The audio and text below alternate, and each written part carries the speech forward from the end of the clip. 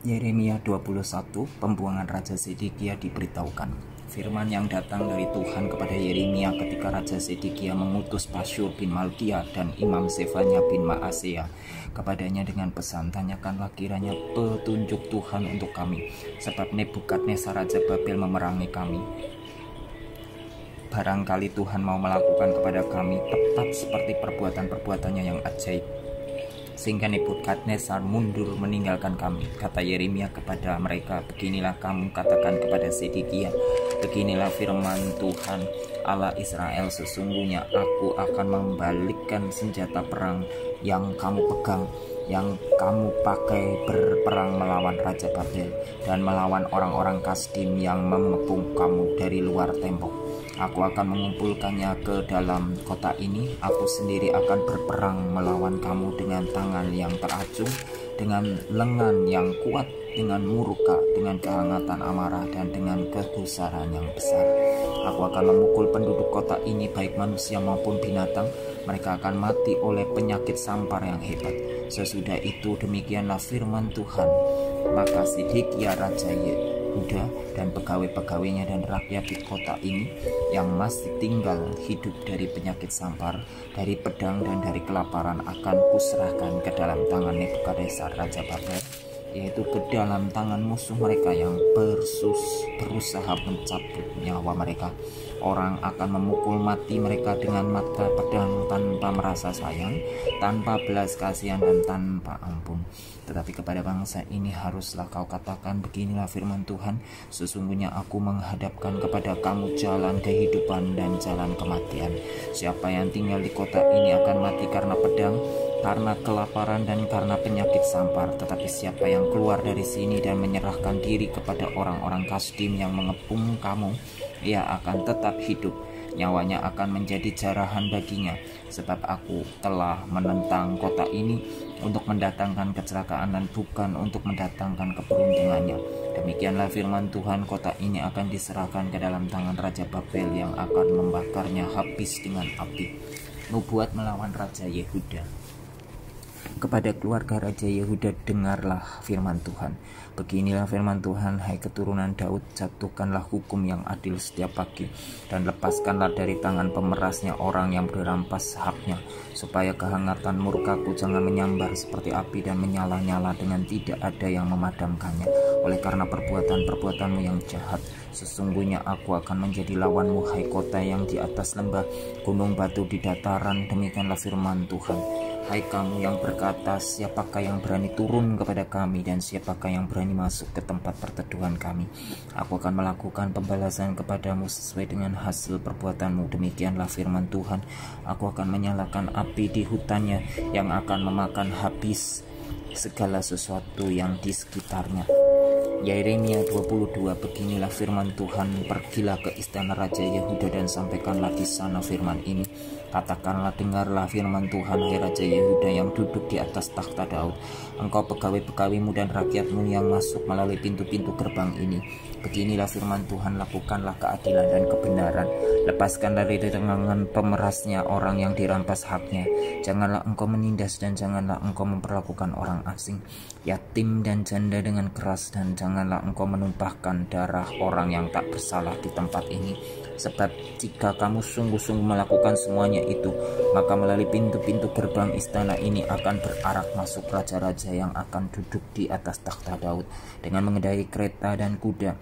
Mereka itu pegawai-pegawainya dan rakyatnya. Tetapi jika kamu tidak mendengarkan perkataan-perkataan ini, maka aku sudah bersumpah demi diriku, demikianlah firman Tuhan, bahwa istana ini akan menjadi reruntuhan.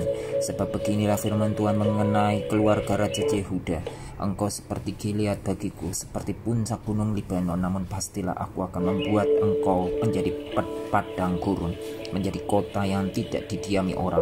Aku akan menetapkan pemusnah-pemusnah terhadap engkau masing-masing dengan senjatanya. Mereka akan menebang pohon aras pilihanmu dan mencampakkannya ke dalam api. Dan apabila banyak bangsa melewati kota ini, maka mereka akan berkata seorang kepada yang lain, mengapakah Tuhan melakukan seperti itu kepada kota yang besar ini? Orang akan menjawab, oleh karena mereka telah melupakan perjanjian Tuhan Allah mereka dan telah sujud menyembah kepada Allah lain dan beribadah kepadanya. Nubuat melawan Raja Salum. Janganlah kamu menangisi orang mati dan janganlah turut berduka cita karena dia, lebih baiklah kamu menangisi dia yang sudah pergi, sebab ia tidak akan kembali lagi. Ia tidak lagi akan melihat tanah kelahirannya. Sebab beginilah firman Tuhan mengenai Salum bin Yosia Raja Yehuda, dan telah menjadi raja menggantikan Yosia ayahnya, dan yang telah meninggalkan tempat ini. Ia tidak lagi akan kembali ke sini, tetapi ia akan mati di tempat pembuangannya dan tidak lagi akan melihat negeri ini. Nubuat melawan Raja Yoyakim. Celakalah dia yang membangun istananya berdasarkan ketidakadilan dan anjungnya berdasarkan kelaliman, yang mempekerjakan sesamanya dengan cuma-cuma dan tidak memberikan upahnya kepadanya, yang berkata, aku mau mendirikan istana yang besar, lebar, dan anjung yang lapang luas, lalu menetas dinding istana, membuat jendela, memapani istana itu dengan kayu aras dan mencatnya merah.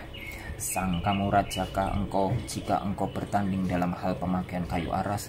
Tidakkah ayahmu makan minum juga dan beroleh kenikmatan, tetapi ia melakukan keadilan dan kebenaran, serta mengadili perkara orang sengsara dan orang miskin dengan adil?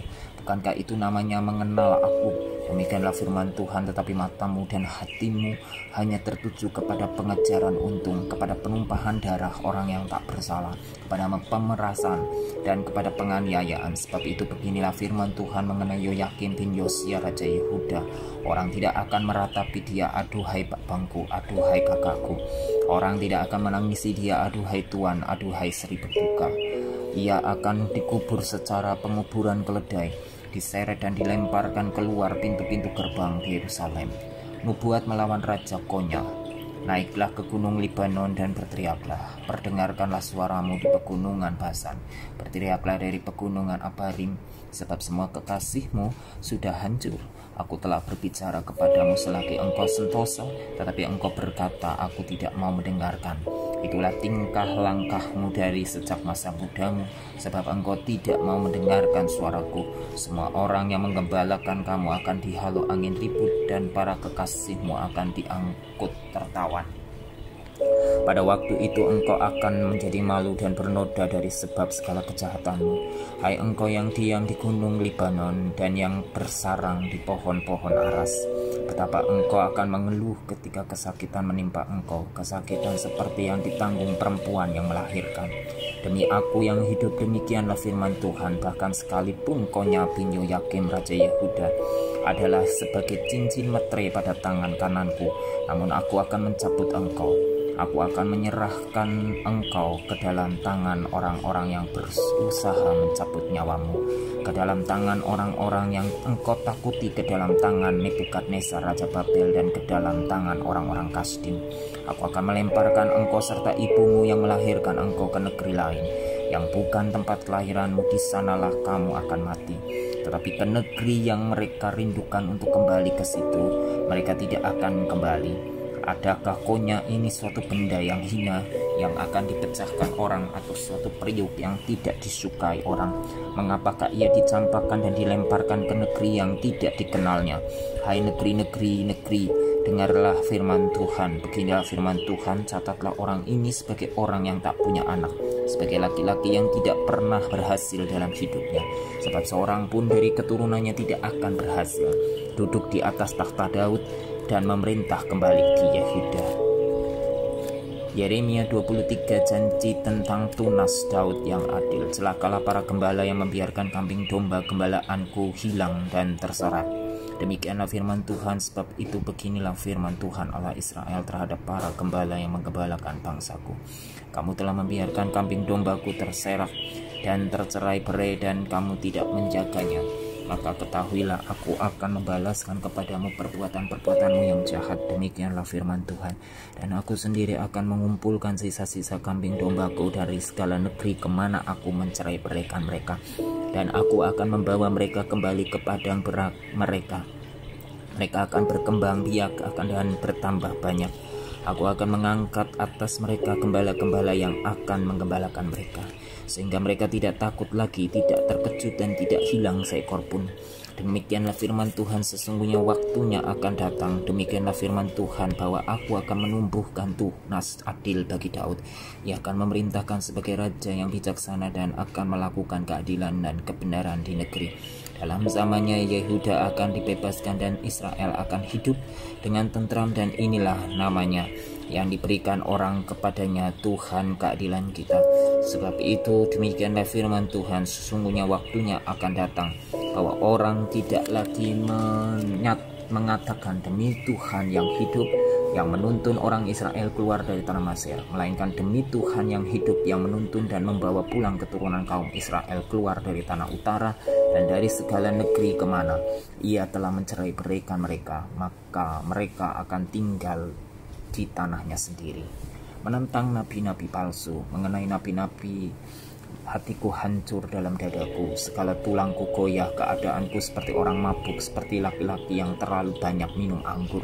Oleh karena Tuhan dan oleh karena firman-Nya yang kudus, negeri telah penuh dengan orang-orang berzina. Sungguh oleh karena kutuk ini gersanglah negeri, dan layulah padang-padang rumput di gurun. Apa yang dikejar mereka adalah kejahatan, dan kekuatan mereka adalah ketidakadilan. Sungguh baik nabi maupun imam berlaku fasik. Di rumahku pun juga aku mendapati kejahatan mereka. Demikianlah firman Tuhan. Sebab itu jalan mereka akan seperti jalan-jalan yang licin bagi mereka. Di dalam gelap mereka akan terserandung dan akan jatuh di sana. Sebab aku akan mendatangkan malapetaka atas mereka dalam tahun waktu mereka dihukum. Demikianlah firman Tuhan di kalangan para nabi Samaria. Aku melihat ada yang kurang pantas. Mereka bernubuat demi Baal dan menyesatkan umatku Israel. Tetapi di kalangan para nabi Yerusalem aku melihat ada yang mengerikan. Mereka berzina dan berkelakuan tidak jujur. Mereka menguatkan hati orang-orang yang berbuat jahat, sehingga tidak ada seorang pun yang bertobat dari kejahatannya. Semuanya mereka telah menjadi seperti Sodom bagiku, dan penduduknya seperti Gomora. Sebab itu beginilah firman Tuhan semesta alam mengenai para nabi itu. Sesungguhnya aku akan memberi mereka makan ipuh dan minum racun. Sebab dari para nabi Yerusalem telah meluas kefasikan ke seluruh negeri. Beginilah firman Tuhan semesta alam, janganlah dengarkan perkataan para nabi yang bernubuat kepada kamu. Mereka hanya memberi harapan yang sia-sia kepadamu, dan hanya mengungkapkan penglihatan rekaan hatinya sendiri, bukan apa yang datang dari mulut Tuhan. Mereka selalu berkata kepada orang-orang yang menista firman Tuhan, kamu akan selamat, dan kepada setiap orang yang mengikuti kedegilan hatinya mereka berkata, malapetaka tidak akan menimpa kamu. Sebab siapakah yang hadir dalam dewan musyawarah Tuhan, sehingga ia memperhatikan dan mendengar firman-Nya? Siapakah yang memperhatikan firman-Nya dan mendengarnya? Lihatlah, angin badai Tuhan yang di kehangatan murka telah keluar menyambar angin puting beliung dan turun menimpa kepala orang-orang fasik. Murka Tuhan tidak akan surut sampai ia telah melaksanakan dan mewujudkan apa yang dirancangnya dalam hatinya. Pada hari-hari yang terakhir kamu akan benar-benar mengerti hal itu. Aku tidak mengutus para nabi itu, namun mereka giat. Aku tidak berfirman kepada mereka, namun mereka bernubuat. Sekiranya mereka hadir dalam dewan musyawarahku, niscayalah mereka akan mengabarkan firmanku kepada umatku, membawa mereka kembali dari tingkah langkahnya yang jahat dan dari perbuatan-perbuatannya yang jahat. Masakan aku ini hanya Allah yang dari dekat? Demikianlah firman Tuhan, dan bukan Allah yang dari jauh juga. Sekiranya ada seseorang menyembunyikan diri dalam tempat persembunyian, masakan aku tidak melihat dia? Demikianlah firman Tuhan. Tidakkah aku memenuhi langit dan bumi? Demikianlah firman Tuhan. Aku telah mendengar apa yang dikatakan oleh para nabi yang bernubuat palsu demi namaku, dengan mengatakan aku telah bermimpi, aku telah bermimpi. Sampai bila mana hal itu ada dalam hati para nabi yang bernubuat palsu dan yang menyubuatkan tipu rekaan hatinya sendiri, yang merancang membuat umatku melupakan namaku dengan memimpi-mimpinya yang mereka ceritakan seorang kepada seorang, sama seperti nenek moyang mereka melupakan namaku oleh karena Baal. Nabi yang beroleh mimpi biarlah menceritakan mimpinya itu, dan nabi yang beroleh firmanku biarlah menceritakan firmanku itu dengan benar. Apakah sangkut paut jerami dengan gandum? Demikianlah firman Tuhan. Bukankah firmanku seperti api? Demikianlah firman Tuhan, dan seperti palu yang menghancurkan bukit batu. Sebab itu sesungguhnya aku akan menjadi lawan para nabi. Demikianlah firman Tuhan yang mencuri firmanku masing-masing dari temannya. Sesungguhnya aku akan menjadi lawan para nabi. Demikianlah firman Tuhan yang memakai lidahnya sewenang-wenang untuk mengutarakan firman ilahi. Sesungguhnya aku akan menjadi lawan mereka yang membuatkan mimpi-mimpi dusta. Demikianlah firman Tuhan, dan yang menceritakan serta menyesatkan umatku dengan dustanya dan dengan bualnya.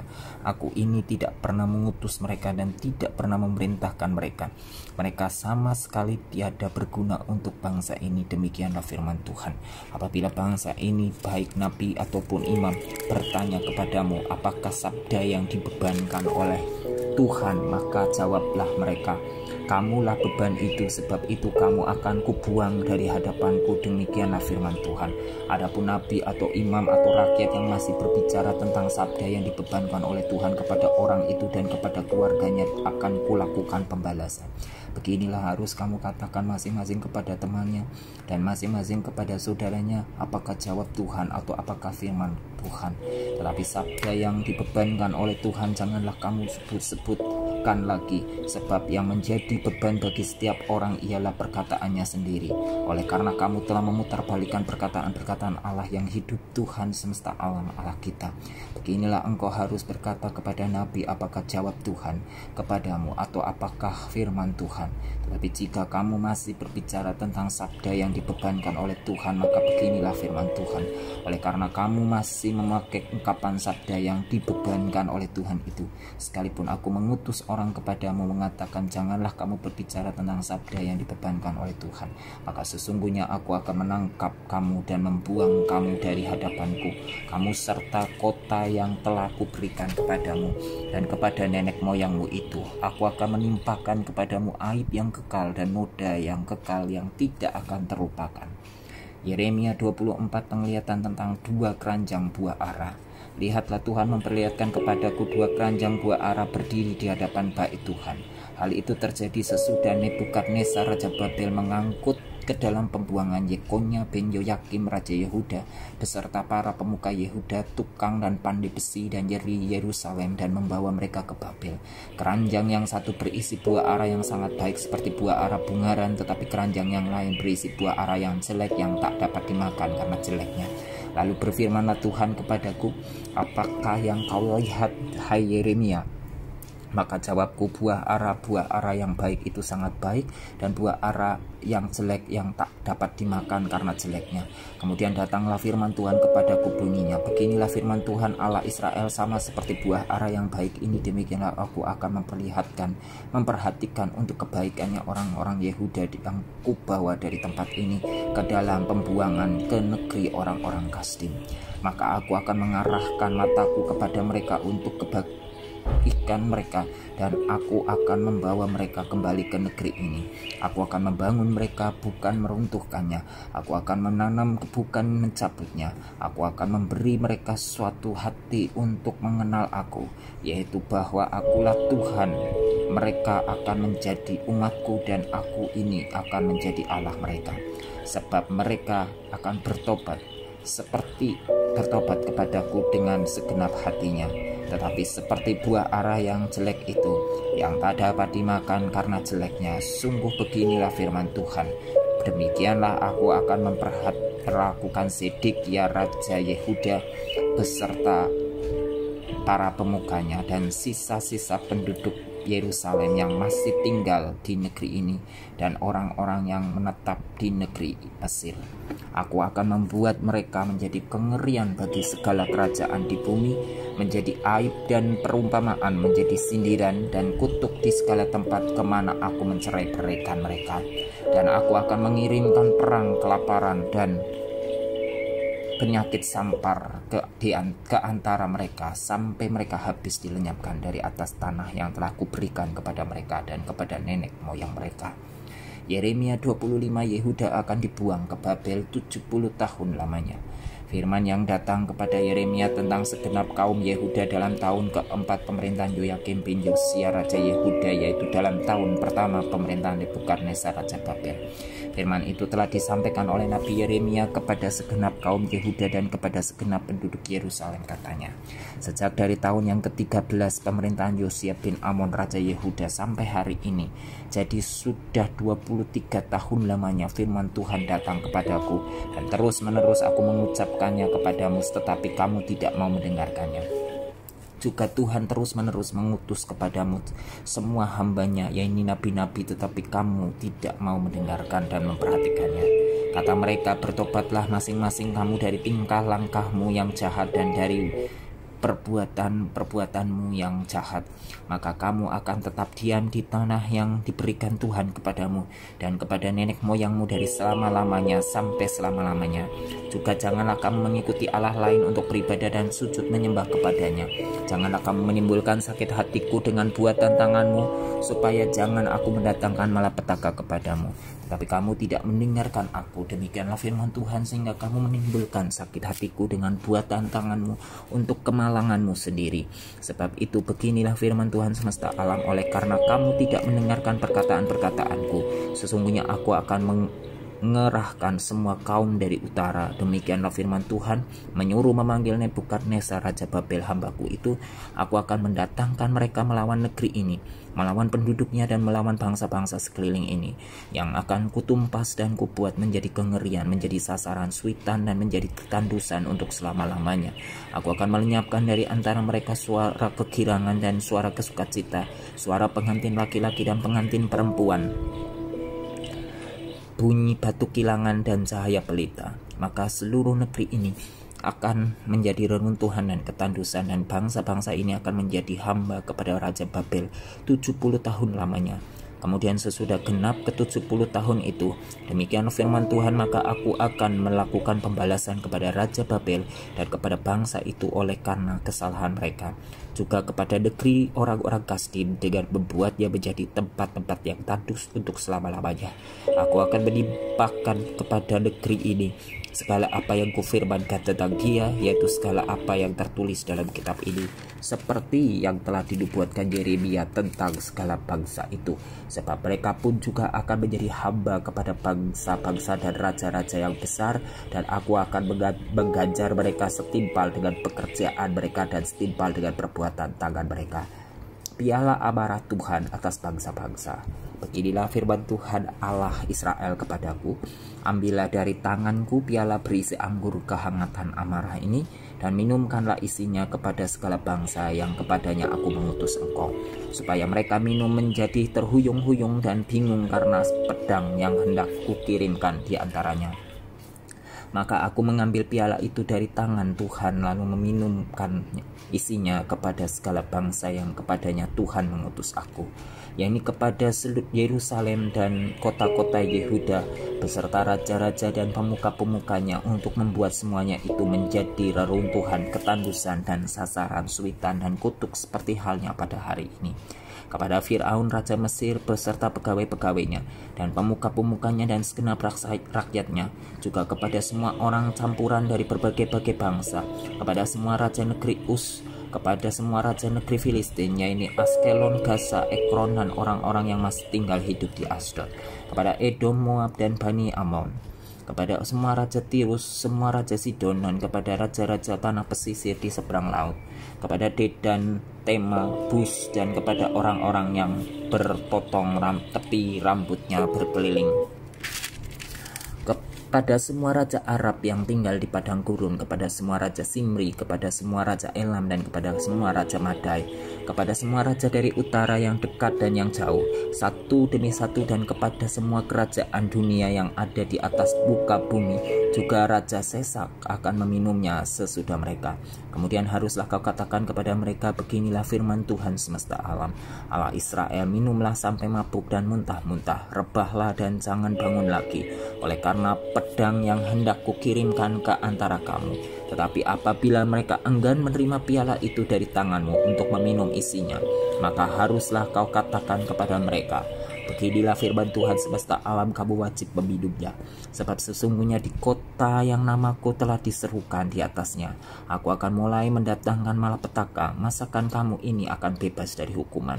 Kamu tidak akan bebas dari hukuman, sebab aku ini mengerahkan pedang ke atas segenap penduduk bumi. Demikianlah firman Tuhan semesta alam.